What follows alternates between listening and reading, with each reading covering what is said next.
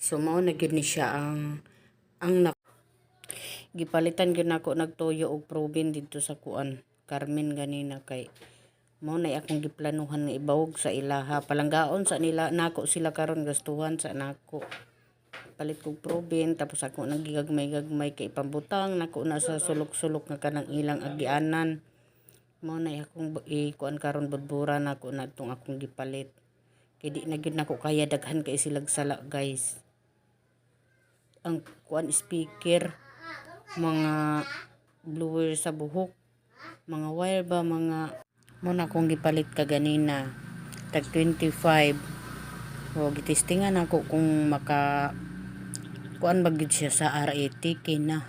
nigara gid sila daghan na gid kay silag sala sa kuha giagwanta lang nako to mga pila ka kuan di na gid nako kaya daghan na gid kay silag sala sumo na ako na nang gibutangan og kuan ang ilang pagkaon so mao na gid ni siya ang nakuha nako sa mga kilid-kilid diri sa among balay. Unang kabuok ra na sila pero murag naa pa koy wala pa makita. So magpadayon ko panghinlo karon kay para makuha gid nako sila aron dili mabaho.